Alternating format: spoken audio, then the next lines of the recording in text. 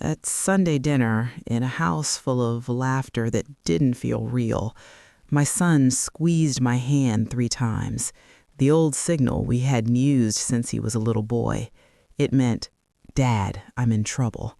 And in that moment, surrounded by family, I realized the danger wasn't outside my home. It was sitting right at my table. Before I begin, if you've ever lived through betrayal like this, please leave a comment, and subscribe to Storyflow Diaries. Sunday dinners were my wife's idea.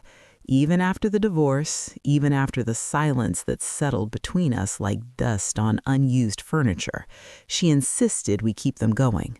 For Daniel, she would say, he needs normal. Our son was 26 by then, a grown man with a career in marketing, a fiancée, and a condo downtown. But to his mother, he still needed normal. And to me, I suppose I needed access. You see, when you're a divorced father, access becomes everything. Access to conversations, access to moments, access to subtle changes in your child's voice. That Sunday started like any other. I arrived 10 minutes early, as I always did. My ex-wife, Marianne, opened the door with the same tight smile she'd perfected in court. Polite, controlled, practiced. The house still smelled like rosemary chicken and lemon polish. Some things never change. Daniel was already there, seated at the dining table beside his fiancée, Claire. She was beautiful in a way that photographs love. Sharp features, impeccable posture, a smile that never quite reached her eyes. I shook Daniel's hand, then pulled him into a hug. He held on half a second longer than usual. I didn't think much of it at the time. We all sat down. Plates were passed. Marianne asked about work. Claire talked about wedding venues. Daniel laughed at all the right moments, but something was off. As a father, you don't always know what's wrong. You just feel the shift in air pressure. Daniel avoided direct eye contact with me. His knee bounced under the table. Claire answered questions directed at him. Small things, tiny fractures. Halfway through dinner, Marianne excused herself to grab dessert. Claire followed her to help. That left Daniel and me alone for the first time that evening. Just for a moment. I leaned back in my chair and said quietly, "You okay, son?" He looked at me then, really looked at me, and for a split second, I saw the 8-year-old who used to crawl into my bed during thunderstorms, the boy who hated confrontation, the boy who learned, early on, how to stay quiet when tension filled a room. He gave me a tight smile. "I'm good, Dad." But his hand rested at the table between us, and without thinking, without even planning to, I placed my hand over his. That's when it happened. 1 squeeze, a pause, 2 squeezes, a pause, 3 squeezes. My heart stopped, because that wasn't random. That was our signal. When Daniel was little, we made it up during a school assembly. He was nervous about going on stage. I told him if he ever felt scared in public, he could squeeze my hand 3 times, and it would mean, "Dad, I'm in trouble." And I'd squeeze back twice to say, "I'm here." We hadn't used that signal in nearly 15 years, but there it was, clear, intentional, 3 squeezes. My throat went dry. I didn't react immediately. I couldn't. Claire's heels clicked against the hardwood as she returned with Marianne. I casually squeezed his hand twice in response. "I'm here." Daniel withdrew his hand quickly after that, as if the contact had burned him. The rest of dinner blurred. Claire dominated the conversation, talking about guest lists and budgets. Marianne nodded approvingly. I watched Daniel.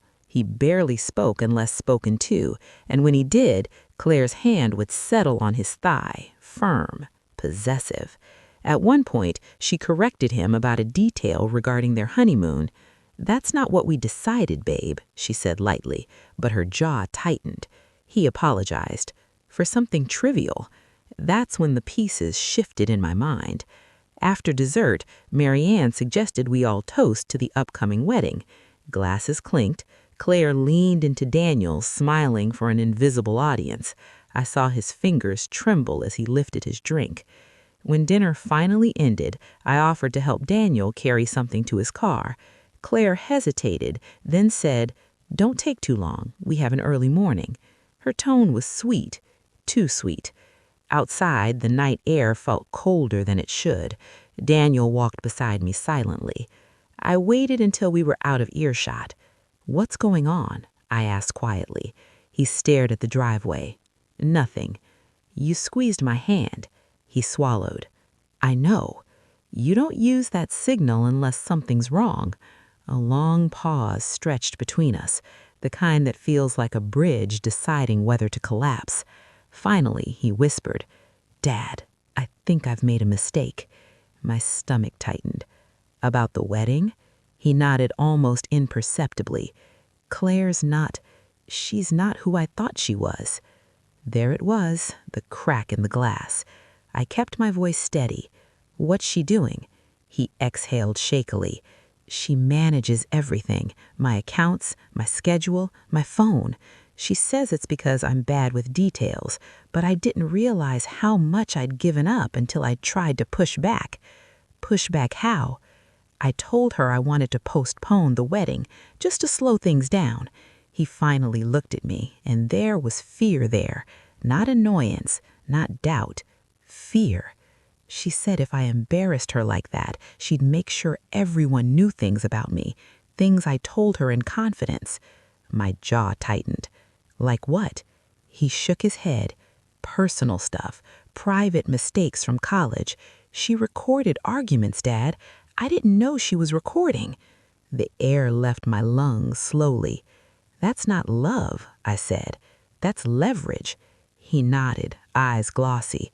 "I feel trapped." There it was, my grown son, trapped. And suddenly that 3-squeeze signal wasn't nostalgic anymore. It was urgent. "Why haven't you told your mom?" I asked. He let out a bitter laugh. "Mom adores her, says Claire elevates him." That sounded exactly like something Marianne would say. Appearances mattered to her. Always had. I stepped closer to Daniel. "Listen to me carefully. You are not trapped. Not while I'm breathing." He looked like he wanted to believe that. "She has access to my finances," he whispered. "She convinced me to put her name on my condo, said it was symbolic." My pulse pounded in my ears. This was bigger than I thought. This wasn't cold feet. This was control. "Do you want out?" I asked plainly. A long pause. Then, barely audible, "Yes." I placed my hand on his shoulder. "Then we'll get you out." The porch light flicked on behind us. Claire stood in the doorway, silhouetted sharp against the warm interior glow, watching. Even from a distance, I could feel it. Calculation. Daniel straightened instinctively. The fear slipped behind a practiced smile. "We should go," he murmured. As they drove away, I stood in that driveway long after their taillights disappeared. The rosemary scent still lingered faintly in the air, but now it felt different. Heavy, like a warning I should have seen sooner. That night, I didn't sleep. I kept replaying the squeezes in my mind. 1, 2, 3. "Dad, I'm in trouble." And I realized something that chilled me more than anything Daniel had said. Claire hadn't just isolated him from me. She'd done it slowly, strategically, and if I moved too fast, she'd tighten her grip. I didn't know yet how far she was willing to go, but I knew this. The next Sunday dinner wouldn't be about politeness. It would be about protection. And I had the uneasy feeling that this was only the beginning. I didn't tell Marianne that night. I didn't call anyone. Experiences taught me that when someone uses control as a weapon, the worst thing you can do is show your hand too early. Claire had already demonstrated she liked leverage. I had no intention of becoming her next bargaining chip. Instead, I did what fathers do when they're terrified and trying not to show it. I started thinking 3 steps ahead. The next morning, I called Daniel at work. He didn't answer. That wasn't unusual. What was unusual was that he didn't text back. By lunchtime, my chest had that tight, buzzing sensation I hadn't felt since the divorce proceedings years ago. Finally, around 2 in the afternoon, my phone rang. "Hey, Dad," he said, voice low. "You okay?" I asked. A slight pause. "Yeah, just busy. There was something rehearsed about it. Can you talk freely?" Another pause, longer this time. "Not really." That told me everything. "All right," I said calmly. "Then just listen. Tonight, don't argue, don't push back, act normal. I need you steady." His exhale was almost silent, but I heard it. "Okay. And Daniel?" "Yeah? You're not crazy. If it feels wrong, it is." That seemed to land. "Thanks, Dad." The line clicked dead. That evening, I did something I hadn't done in years. I drove past Daniel's condo. Not to spy, not exactly, just to see. The building was upscale, but modest. Lights glowed from several units. His balcony was dark. I sat in my car longer than I care to admit, staring up at those windows, imagining the conversations happening inside. I remembered when Daniel was 14 and wanted to quit baseball because a coach embarrassed him in front of the team. He'd squeezed my hand 3 times in the bleachers that day, too. Back then, the solution was simple. We changed teams. But this wasn't Little League. This was legal contracts, shared assets, emotional manipulation. The stakes were higher now. 2 days passed before I saw him in person again. He asked to meet for coffee near his office. He arrived looking smaller. That's the only word I can use. Not physically, but diminished somehow. Claire wasn't with him. "She thinks I'm with a client," he said quietly after sitting down. I nodded. "Tell me everything." And he did. Claire had gradually inserted herself into every corner of his life. It started small, offering to manage their shared calendar, suggesting he combine accounts to make wedding payments easier, encouraging him to vent about old regrets so she could understand him fully. At first, it felt intimate, supportive. But over time, she began referencing those confessions during disagreements, reminding him how unstable he'd once felt, how irresponsible he used to be. "She says she saved me from myself," he murmured, and part of me believed that. I leaned forward. "That's not saving, Daniel. That's rewriting history." He stared at his coffee. "I don't even recognize myself lately." That hit hard. Because identity erosion is subtle, it doesn't happen in one explosive moment. It happens in 1,000 small concessions. "Have you signed anything recently?" I asked carefully. He hesitated. "We refinanced the condo 3 months ago. She's co-owner now." My jaw tightened, but I kept my expression neutral. "Anything else?" "She has my passwords, says transparency builds trust." I exhaled slowly. "Daniel, I need you to change those. Quietly." He looked panicked. "She'll notice." "Not if you're smart about it." I outlined a plan. Open a new account at a different bank, redirect his direct deposit, consult a lawyer discreetly, document everything, screenshots, messages, dates. He listened like someone memorizing survival instructions. "What if she releases those recordings?" he asked finally. "Then we face them," I said firmly. "There is nothing you've done that justifies being controlled." He looked unconvinced. Shame is powerful. Claire knew that. "She says no one will believe me," he whispered. I met his eyes. "I believe you." For a moment, the noise of the cafe faded. He nodded slowly, as if anchoring himself to that sentence. When we parted ways, he squeezed my hand once. Not the signal, just reassurance. That night, however, everything escalated. Around 11, my phone rang. It was Daniel. He wasn't whispering this time. He was breathing hard. "She knows," he said. My stomach dropped. "What knows?" "She checked my email, saw a notification from the new bank." I closed my eyes briefly. "Where are you?" "In the bedroom. She's in the living room." I could hear muffled pacing in the background. "Stay calm," I said evenly. "What does she say?" "That I'm betraying her, that after everything she's done for me, I'm proving her right about my commitment issues." The phrasing was strategic, designed to wound. "Daniel, listen to me carefully. Do not engage emotionally. Stick to facts." He swallowed audibly. She threatened to cancel the wedding and tell everyone I'm unstable. There it was again. Image control, reputation warfare. If she cancels, that's her choice. You are not responsible for managing her narrative. Silence. Then, more quietly, she's crying now. I recognize the tactic. Escalate, threaten, then pivot to vulnerability. It keeps the other person off balance. You don't have to fix her feelings. Just hold your ground. The call ended abruptly. I sat on the edge of my bed, staring into the dark. This wasn't just a strained relationship. This was psychological entrapment, and Claire was skilled at it. The next morning, Marianne called me unexpectedly. "What did you say to him?" she demanded without greeting. I kept my voice neutral. "Excuse me?" "Claire called me in tears, said you're trying to sabotage the wedding." Of course she did. Preemptive framing. I chose my words carefully. "Did she mention Daniel opening a private bank account?" A pause. "Why would he need that?" Marianne asked sharply. "That's a question you should ask your son." Silence stretched. I could almost hear her recalibrating. "You've always disliked her," she said finally. "This isn't about liking her." My tone hardened slightly. "This is about whether our son feels safe." She scoffed. "Safe? Don't be dramatic." I almost laughed at the irony. Marianne had always prioritized optics over undercurrents. "Just talk to him," I said quietly. "Alone." She hesitated. "Fine."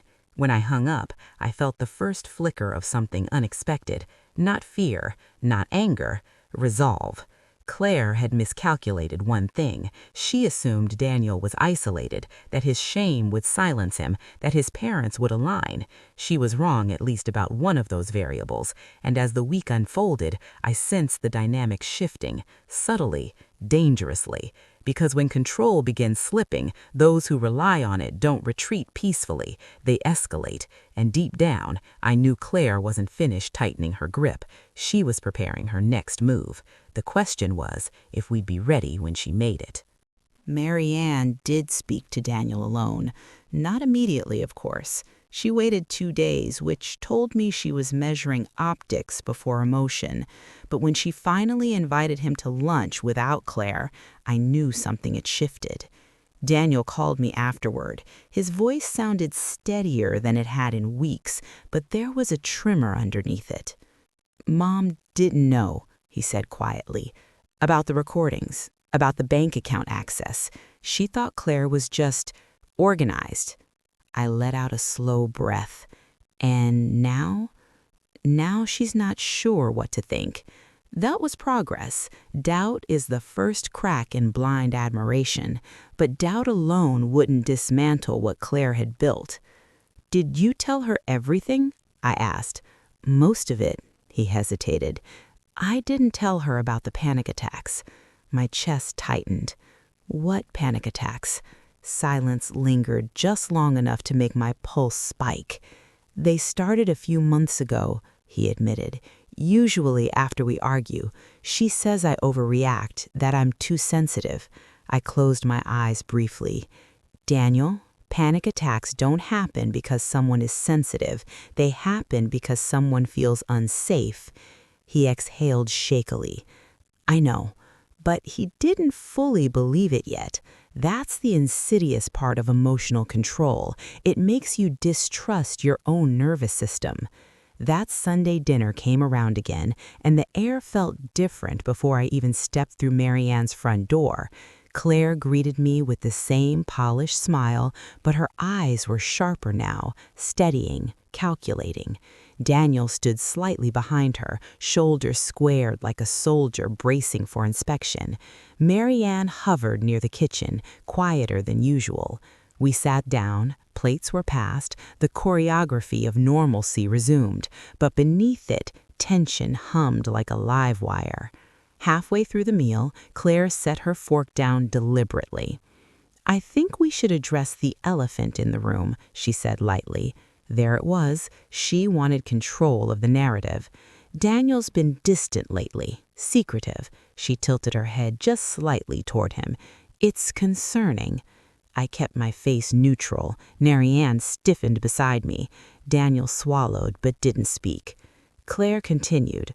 We're about to get married. Transparency matters, don't you agree? She looked directly at me when she said it. It was a challenge disguised as consensus. Transparency does matter, I replied evenly, from both sides. A flicker crossed her face, brief but real. Of course, she said smoothly. That's why I was surprised to learn Daniel opened a separate bank account without telling me. Marianne's fork paused midair. Daniel inhaled slowly. I watched him carefully. This was a pivotal moment. If he retreated, Claire would double down, but if he held steady, the balance might tilt. I opened it because I felt uncomfortable, Daniel said quietly. The table seemed to shrink around us. Claire's smile thinned. Uncomfortable with what exactly? With not having any financial privacy. The word privacy landed hard. Claire let out a soft laugh. Privacy? Between engaged partners? Yes, Daniel replied, firmer now. Privacy. I felt something shift in him, a spine straightening. Claire's fingers tightened around her wineglass. After everything I've done for you, she said softly, her voice beginning to quiver, after I helped you restructure your debt, after I stood by you during your anxiety spirals. There it was, the pivot, from accusation to martyrdom. Marianne's eyes darted between them. I spoke before the emotional tide could fully turn. Support doesn't require access to every password. Claire's gaze snapped to mine. You never asked for your opinion. You brought it to this table, I said calmly. Silence fell, heavy. Daniel's breathing quickened beside me. I recognized the signs, the narrowing focus, the shallow inhale. Daniel, Claire said suddenly, her voice sharpening, tell them about the night you almost lost that client because you forgot the presentation. Tell them who stayed up fixing it. Daniel's face flushed. Shame tactic, public exposure. I leaned forward slightly. We all make mistakes. Claire ignored me. He needs structure. Without me, he unravels. That sentence hung in the air like smoke. And that's when Daniel did something that surprised all of us. He pushed his chair back slightly and said, "Stop." Not loudly, but firmly. Claire blinked. Stop what? Stop talking about me like I'm broken. The tremor was still in his voice, but it didn't control him. I asked for help. I didn't sign up to be managed. Marianne's lips parted slightly. I could see her recalculating everything she thought she knew. Claire's composure cracked for just a second. I have recordings, she said quietly, the threat unveiled. Of what? Marianne asked, her voice colder now. Claire hesitated. That was new. Of arguments, of episodes. Daniel's jaw tightened. You recorded me without telling me? The room shifted again. Marianne set her fork down deliberately. Is that true? Claire's eyes flickered. I was protecting myself. From what? I asked. She didn't answer immediately. That silence said more than any explanation could. Daniel's hands were shaking now, but he didn't sit back down. I'm postponing the wedding, he said. The words felt seismic. Claire's face drained of color. You can't be serious. I am. Her chair scraped against the floor as she stood. After everything I've invested? There it was again. Investment, transactional language for what was supposed to be love. This isn't a business merger, Daniel said, voice steadier now. It's my life. For a moment, I thought she might explode. Instead, she did something far more calculated. She picked up her purse calmly and said, if you walk away from this, I won't protect you anymore. The implication hung heavy. Daniel didn't respond. Marianne rose slowly from her seat. Claire, she said, her tone measured but firm, if you've recorded my son without consent, you might want to consider your next steps. Claire's eyes narrowed. Are you threatening me? No, Marianne replied evenly. I'm advising you. It was the first time I'd seen her align without hesitation. Claire looked around the table, assessing the new terrain. She was outnumbered now, not emotionally, but strategically. "Fine," she said finally. "Take your space." She walked toward the door with rigid posture, but as she passed Daniel, she whispered something too low for Marianne to hear. I saw his shoulders tense. After the door closed, the house felt eerily quiet. Daniel sank back into his chair. "She said I'll regret humiliating her," he murmured. Marianne moved closer to him, her expression no longer polished but maternal. "You did the right thing," she said softly. I placed my hand over his again. This time he squeezed once, just once, not a signal for danger, a signal for grounding. But even as relief washed through me, a darker realization settled. Claire hadn't fought, she hadn't pleaded, she hadn't screamed, she had retreated too easily. And people who build control that meticulously don't abandon it without a contingency plan. As I drove home that night, my phone buzzed, a notification, an email from an unknown address.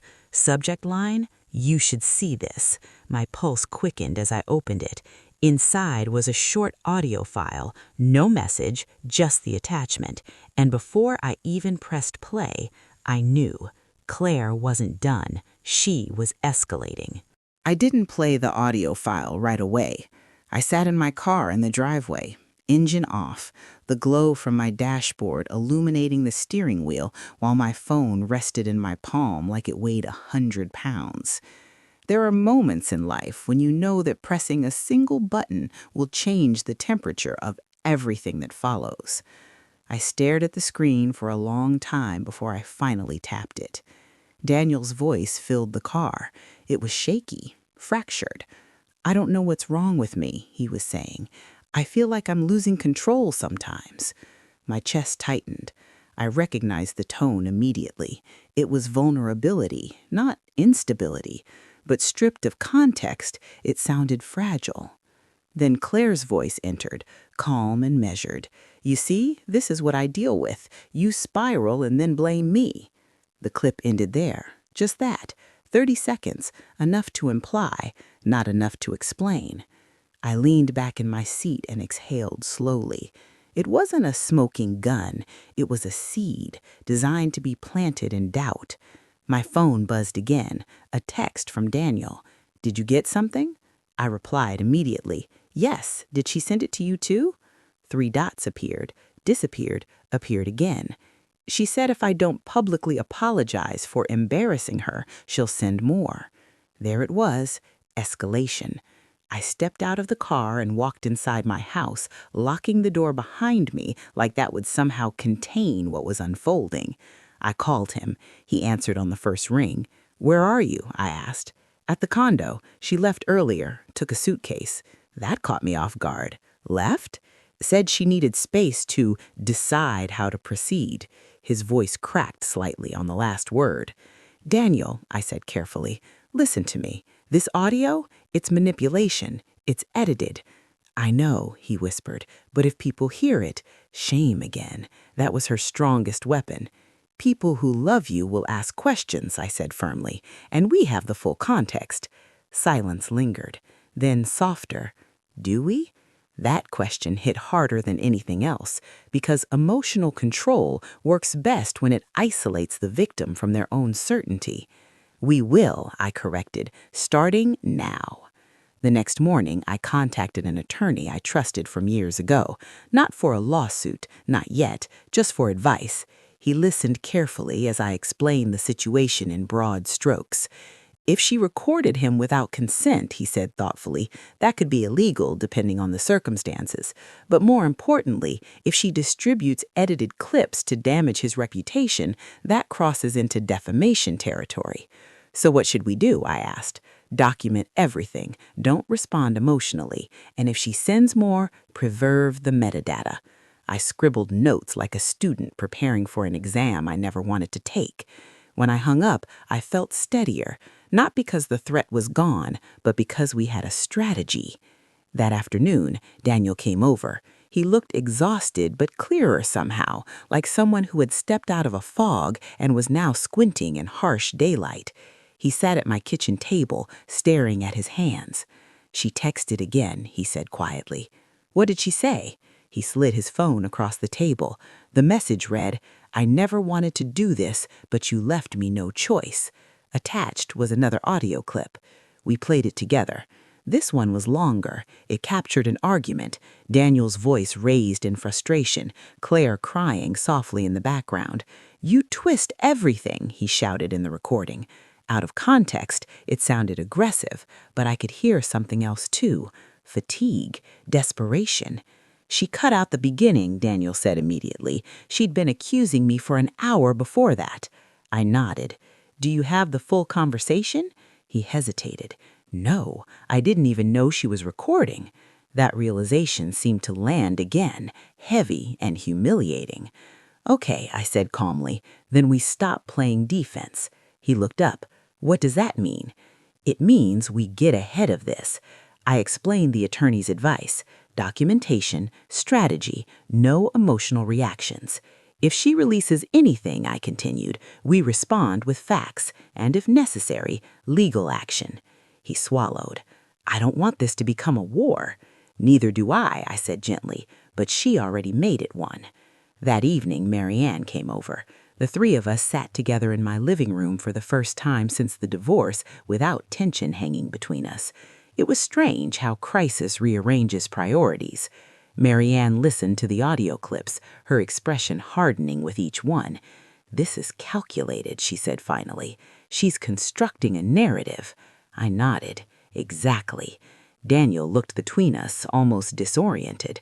"I feel like I don't know what's real anymore," he admitted. Marianne reached for his hand. "What's real is how you feel," she said softly. "And you felt trapped." That word again, trapped. It seemed to echo through every conversation lately. My phone buzzed again, another email from the unknown address. This time there was a message, "Last chance to fix this privately." No attachment, just the threat. Daniel's shoulders slumped. "She wants me to beg." I leaned forward. "Do you want to go back?" He didn't hesitate this time. "No." The clarity in his voice was stronger than I'd heard in weeks. Fear was still there, but so was resolve. "Then we don't negotiate with threats," I said. Marianne nodded firmly. "If she sends anything to family or friends, I will personally set the record straight." Daniel looked at her surprised. "You do that?" She gave him a look only a mother can give. "Of course I would." Something shifted in that moment, not just in strategy, in family. For years, Marianne and I had let our differences define the atmosphere around Daniel. Now, united by something larger than pride, we felt like parents again, protective, coordinated, grounded. That night passed without further messages. The silence felt unnatural, too quiet, like the calm before a storm that had already been forecasted. The next morning, Daniel called me at 7. His voice was tight. "She posted something." My stomach dropped. "Where?" "On social media." I opened my laptop with trembling hands, and there it was, a vague but pointed post about surviving emotional instability and walking away from toxic cycles. No names, no audio, but the implication was clear to anyone who knew about the postponed wedding. The comments were already filling with sympathy, support, assumptions. Daniel sat across from me at the kitchen table as we scrolled together. "She's framing herself as the victim," he whispered. I nodded slowly. "She always was going to." He looked up at me then, eyes clearer than they'd been since this began. "I'm done being afraid of that." And in that moment, I realized something profound. The 3 squeezes at Sunday dinner hadn't just been a cry for help. They'd been the beginning of Daniel reclaiming his voice. But reclaiming your voice doesn't happen without resistance. And as we prepared to respond, calmly and deliberately, I couldn't shake the feeling that Claire's next move wouldn't be digital. It would be personal. Claire's next move came faster than I expected. It wasn't another vague social media post or cryptic email. It was something far more invasive. That afternoon, Daniel received a call from his company's HR department asking him to come in immediately. His voice was tight when he called me from the parking lot. "She contacted my supervisor," he said. For a moment, I couldn't speak. "What did she tell them?" "That she's concerned about my mental health, that I've been unstable and unpredictable. She said she felt ethically obligated to warn them before the wedding." The audacity of it left me stunned. This wasn't about heartbreak anymore. It was about dismantling his independence piece by piece. "What did HR say?" I asked. "They want to check in, just to make sure I'm okay." He let out a hollow laugh. "She made it sound like I'm a liability." I steadied my voice. "Listen carefully. This is intimidation, but HR can't act on vague personal claims without evidence." "She has recordings," he whispered. There it was again, the fear hook. "Recordings don't equal proof of instability," I replied firmly. "They equal context, and context can be explained." There was a long silence on the line. Then, quietly, "Will you come with me?" That question pierced something deep inside me. When he was 5 years old, he'd asked the same thing before his first day of kindergarten. "Will you come with me?" And just like then, my answer was immediate. Yes. We met outside the office building. He looked pale, but determined. As we walked inside together, I could feel the weight of what Claire was trying to accomplish. If she could destabilize his job, she could reinforce the narrative that he needed her structure. It was strategic psychological warfare. The HR meeting was tense but civil. Daniel spoke clearly, calmly. He acknowledged that his engagement had ended and that it had been stressful. He explained that private audio clips had been recorded without his knowledge and were now being used out of context. He did not attack Claire. He did not spiral. He did not apologize for things he hadn't done. I watched him closely, pride swelling quietly in my chest. When the meeting ended, HR assured him that they had no performance concerns and would not take action based on external personal disputes. Outside, in the crisp afternoon air, Daniel exhaled deeply. "She tried to take my job," he said softly. "Yes," I replied, "she did." That realization seemed to settle something in him. Anger replaced confusion, not explosive anger, but clarity. "I loved her," he said. "I know. How did I not see this?" Shame again, always circling back. I stopped walking and faced him, because control doesn't start as control. It starts as care. He nodded slowly. That evening, another escalation. Claire sent a group message to several mutual friends announcing that she had postponed the wedding for her own safety. Safety. That word carried weight. It implied threat without specifics. Within an hour, Daniel's phone was buzzing with confused texts, some supportive, some cautious. One message stood out. It was from his college roommate, Mark. "This doesn't sound like you. Call me." Daniel stared at it for a long moment. "I don't want to defend myself to everyone," he admitted. "You don't have to," I said gently. "You only owe the truth to people who matter." He sat at my kitchen table again, phone in hand, wrestling with that. "If I stay silent, people will assume she's right. If you overshare, she wins by dragging you into chaos," I replied. "There's a middle path." He looked up. "What is it?" "A simple statement, calm, direct, no details." He considered that. Then slowly he typed, "Claire and I have decided to take space. I wish her well, but I won't be discussing private matters publicly. Thank you for respecting that." He showed it to me before sending. I nodded. That's strength. He hit send. Within minutes, supportive replies began arriving. Not all of them, but enough. And that's when Claire made her most aggressive move yet. My phone rang late that night, an unknown number. I answered cautiously. "Mr. Lawson?" Her voice smooth, controlled. "Claire." I kept my tone neutral. "I was hoping we could talk privately. I think there's been a misunderstanding. I almost laughed at the understatement. What would you like to discuss? Daniel is fragile, you know that. He spirals. He makes impulsive decisions. I was protecting him. There it was, the savior narrative. By threatening his job? I asked calmly. A brief pause. I was ensuring he had support. Without his consent? Another pause. He doesn't always know what's best for him. That sentence crystallized everything. He's a grown man, I said firmly, and he's not broken. Her voice cooled. You're enabling his instability. No, I replied evenly. I'm respecting his autonomy. Silence stretched between us. Then she shifted tactics. If this continues, I'll release everything. Then we'll respond accordingly. She exhaled sharply. You think you've won.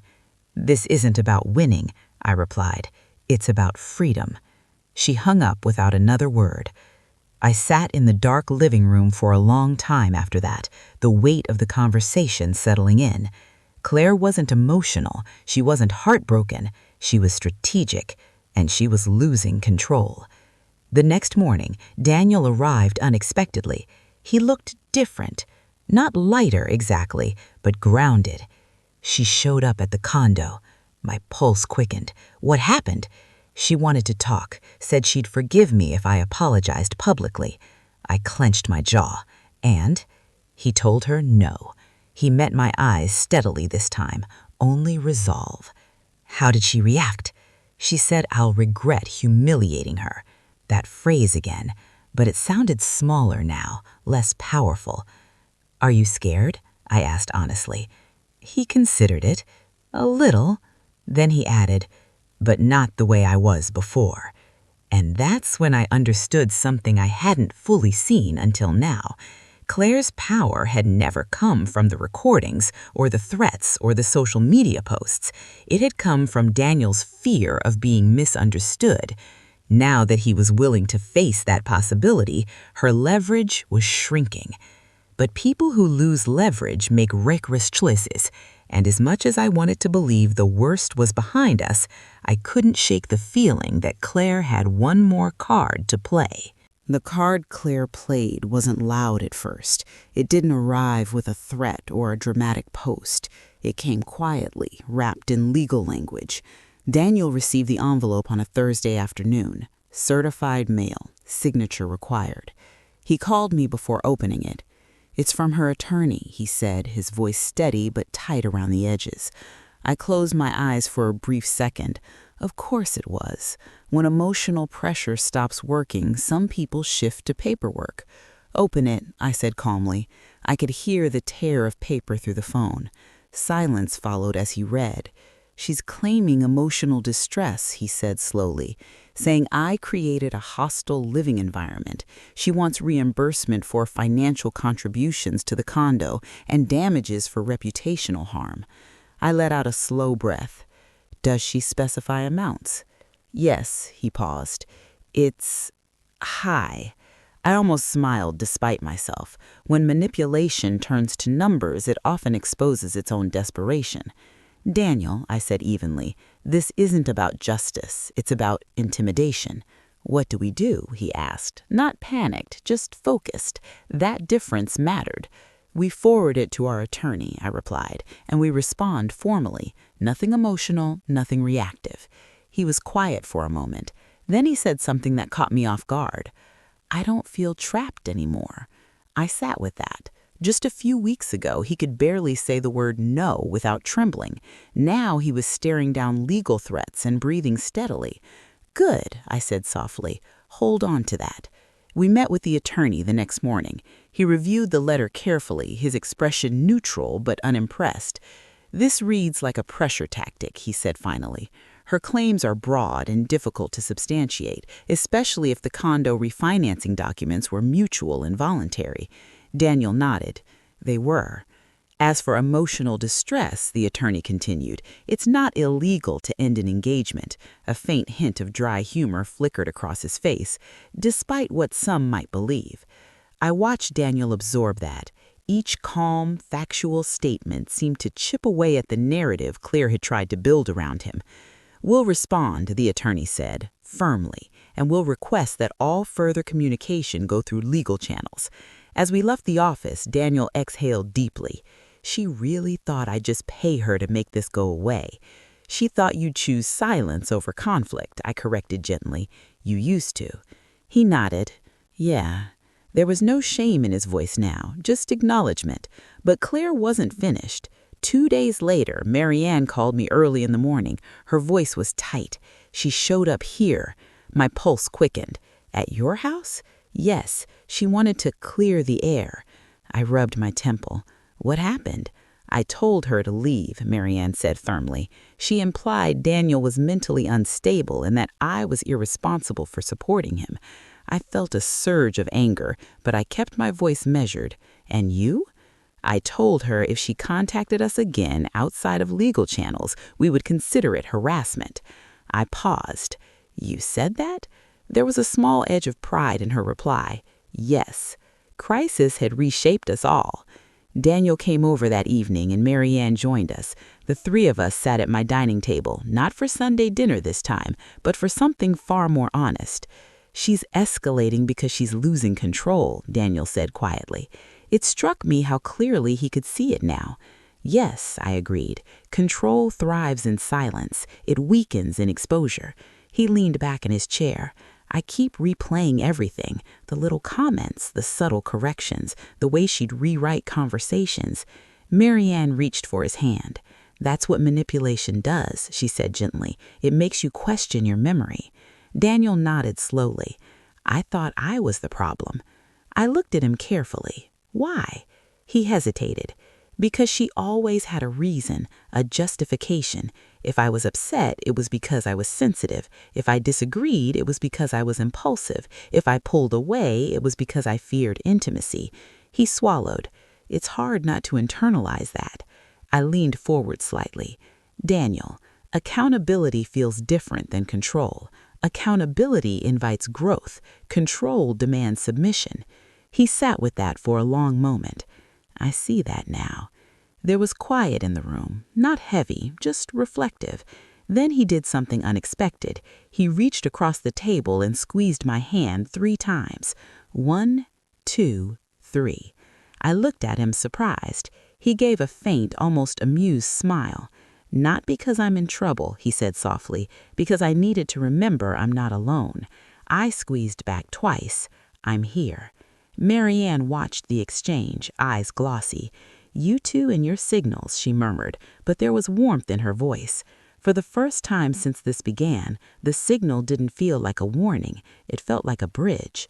That night, after they left, I sat alone in the quiet house and reflected on how easily love can be mistaken for control when it arrives dressed as protection. Claire had positioned herself as Daniel's savior. She had studied his vulnerabilities and mirrored them back as weaknesses only she could manage. It was calculated, but it only worked because he trusted her. That wasn't stupidity, it was openness, and openness is not a flaw. A week passed without new threats. The attorney's response had been sent, formal, direct, unyielding. Claire's social media activity slowed. The vague posts ceased. The group messages ceased. Silence returned. But this silence felt different from the earlier one. Not tense, not anticipatory, just quiet. Daniel began reclaiming small pieces of his life. He changed his passwords, redirected his accounts, rearranged furniture in the condo to remove traces of her presence. Each action was small but symbolic. One evening, he invited Marianne and me over. No tension, no agenda, just dinner. As we sat around his table, I noticed something subtle. He laughed more freely. He spoke without glancing at his phone. He disagreed with Marianne about a political topic without flinching. The air felt lighter. After dessert, as we stood to leave, he walked me to the door. "I keep thinking about that night," he said quietly. "The Sunday dinner."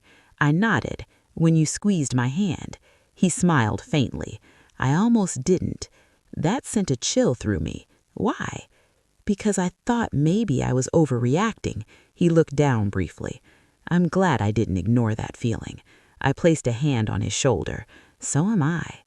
As I drove home, I realized something profound.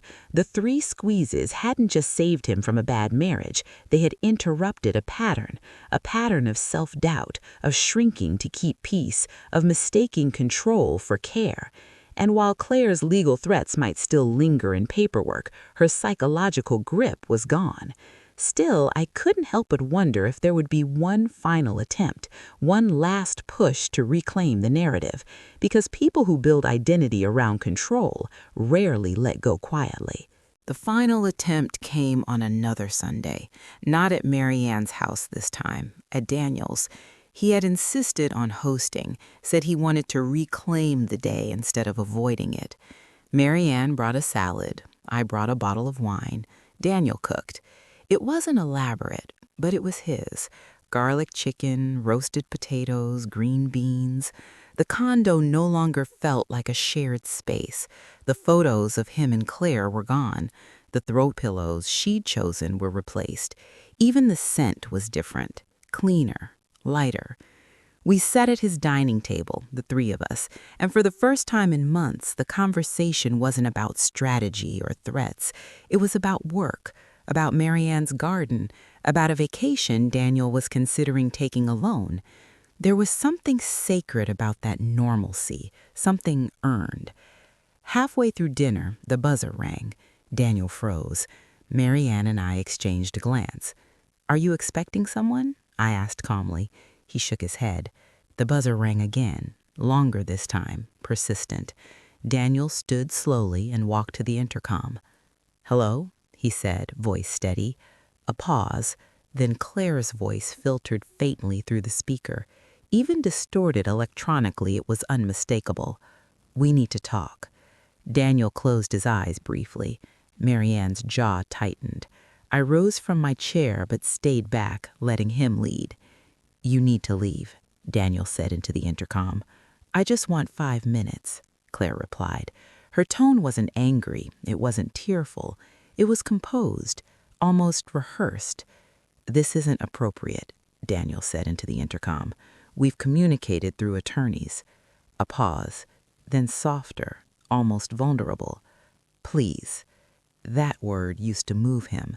I could see the memory of that pull flicker across his face, the reflex to soothe, to fix, to manage her feelings. But he didn't buzz her in. Instead, he turned away from the intercom. The buzzer sounded again, longer, more insistent. Finally, he pressed the button once more. "If you don't leave, I'll contact building security." Silence. Then the line went dead. We stood there for a moment, listening to nothing. The absence of her voice felt louder than the buzz had been. Daniel walked back to the table slowly and sat down. His hands trembled slightly, but his eyes were clear. "She's testing," Marianne said quietly. "Yes," I agreed. One last attempt to re-enter. Daniel nodded. It felt different this time. I looked at him carefully. How? Like I was watching it instead of inside it. That was growth. Not dramatic, not cinematic, but real. We resumed dinner, though the atmosphere had shifted. Not tense exactly, just reflective. About 10 minutes later, Daniel's phone buzzed, a message from Claire. He looked at it, but didn't open it immediately. "Do you want to read it?" I asked gently. He inhaled slowly and unlocked the screen. The message was longer than usual. It wasn't a threat. It wasn't an accusation. It was a narrative. She wrote about how she had only ever wanted stability, how she had felt unsafe when he pulled away, how she believed he was self-sabotaging something beautiful. And at the end, a single line, "If you ever remember who you are, I'll be here." I watched Daniel's face as he read it. There was no panic, no shame, just a quiet sadness. "She still thinks I'm someone I need to be fixed into," he said softly. Marianne reached across the table and squeezed his hand once. "You don't." He typed a reply slowly, not defensive, not cruel, just clear. "I know who I am. I wish you well, but I don't want further contact." He showed it to us before sending. I nodded. That's enough. He hit send. And then something subtle but powerful happened. He blocked her number.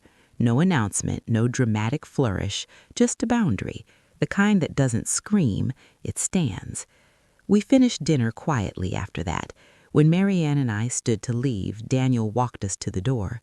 There was no buzzer this time, no interruption, just the steady hum of a building at rest. Before I stepped into the hallway, Daniel reached for my hand. 3 squeezes. 1, 2, 3. I looked at him, searching his face. There was no fear there now, only gratitude. "Not trouble," he said with a small smile. "Just thank you." I squeezed back twice. "I'm here." Marianne watched us, her expression soft. "You know," she said gently, "we spent years thinking we had to model perfection for him." She looked at me briefly. Maybe what he needed was for us to see him stand firm. There was truth in that. Divorce had fractured our image of family, but crisis had reassembled something sturdier. Not the illusion of harmony, but the reality of support. As I drove home that night, I thought about how easily Daniel could have ignored his instinct that first Sunday, how he could have convinced himself he was overreacting, how pride might have kept him silent. 3 squeezes changed the trajectory of his life, not because I rescued him, but because he chose to speak. Over the next few weeks, the legal back and forth dwindled. Claire's attorney sent a brief notice withdrawing the more aggressive claims. There would be no lawsuit, no public release of recordings. The silence that followed was final this time, not strategic, not tense, just over. Daniel began therapy, not because he was unstable, but because he wanted to understand why he had tolerated so much for so long. That decision, more than anything, told me he was healing. One evening, he called me just to talk. No crisis, no strategy, just conversation. Before we hung up, he said something that stayed with me. "I used to think strength meant not needing help." He paused. "Now I think it means knowing when to ask." I smiled quietly to myself after the call ended, because that was the real lesson in all of this. Not about Claire, not about manipulation, but about voice, about trust, about the courage to interrupt a pattern before it becomes a prison. And as I sat alone in my living room, the house quiet around me, I realized something else too. The 3 squeezes weren't just a childhood signal for danger. They were a reminder that no matter how old we get, no matter how independent we become, we all need someone who will squeeze back twice and say, "I'm here." The story could end there, clean, resolved. But there's one final conversation that changed everything between father and son forever. A month after Claire disappeared from our daily vocabulary, Daniel invited me to take a drive with him. "No destination," he said, "just a drive." It reminded me of when he was 16 and had just gotten his learner's permit. Back then, he'd gripped the steering wheel too tightly, shoulders hunched, terrified of making a mistake. Now he drove with one hand resting loosely at the top, the other tapping lightly against the console to the rhythm of a song playing softly in the background. We didn't speak much at first. The road stretched ahead of us, late afternoon sunlight pouring across the windshield in golden streaks. Finally, he cleared his throat. "I've been thinking about that signal," he said. I glanced at him. "The 3 squeezes?" He nodded. "Do you remember why we made it up?" I smiled faintly. "You were afraid to raise your hand during the school assembly." He laughed under his breath. "Yeah, I thought if I stood up there and forgot my lines, everyone would see I wasn't as confident as they thought." There was a quiet irony in that memory. "You weren't afraid of failing," I said gently. "You were afraid of being exposed." He considered that.